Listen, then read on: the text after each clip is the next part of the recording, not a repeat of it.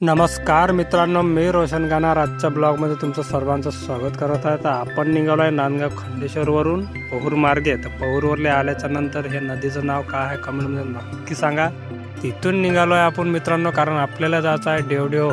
तर पहूर मार्गे जाण्यासाठी एक नंबर रस्ता आहे मित्रांनो, कारण आताच नवीन बनलेला आहे. तर समोर आल्याच्या नंतर आपण तुम्ही रस्ता पाहू शकता.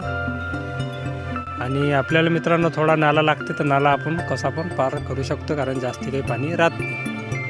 आणि तिथून निघाल्याच्या नंतर आपल्याला जायचं आहे मित्रांनो मंगरुळचा वाडा. पहिलं लागतं समृद्धी मार्ग, त्याच्यानंतर लागते आपल्याला जुनेवाला हायवे.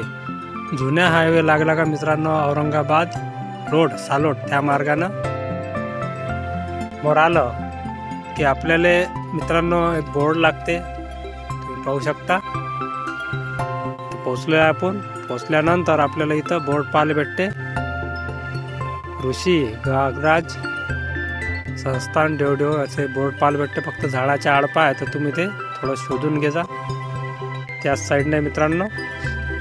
आणि इथून मित्रांनो रोडपासून म्हणजे मेन हायवेपासून आपल्याला जायचं आहे कमीत कमी 1 किलोमीटर अंतरावर. इथून कच्चा मार्ग आहे मित्रांनो, तुम्ही पाहू शकता. समोरच आपल्याला पाणी पण आपण इथून पाहू शकतो डॅमचं. चला मग आपण निघू आपण डॅमकडे जाण्यासाठी.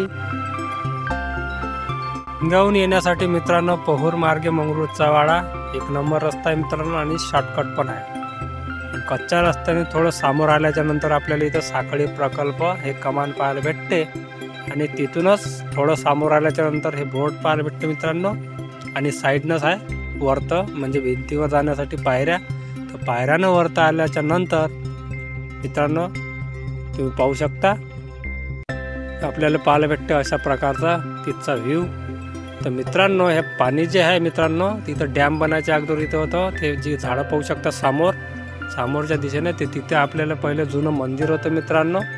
तर ते मंदिर इथं डॅम बनल्या कारणानं तर ते पूर्ण पाण्यामध्ये डुबून गेलेलं आहे. आणि इथचा व्ह्यू तुम्ही कमेंटमध्ये नक्की सांगा मित्रांनो. आणि तुम्ही फॅमिली आणि मित्र सर्कल तुम्ही इथं मस्त टाईम घालवण्यासाठी मस्त येऊ शकता मित्रांनो इथं.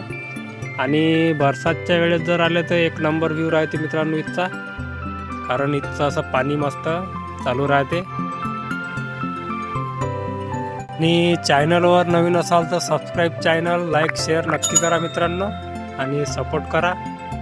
आणि मी आलो सायंकाळच्या वेळेस मित्रांनो, तर इथचा व्ह्यू तुम्ही पाहू शकता सायंकाळच्या वेळेचा. आणि डॅमच्या समोरच आहे मित्रांनो मंदिर, कारण आता समोरच्या दिशेनं मंदिर बनलेलं आहे. तर मंदिराच्या दिशेने गेल्याच्या नंतर मंदिराचा व्ह्यू तुम्ही पाहू शकता. आपल्याला ऋषी महाराज, राम लक्ष्मण सीता, गणपती आणि हनुमानजी यांचे दर्शन इथं होते, ते पाहू शकता.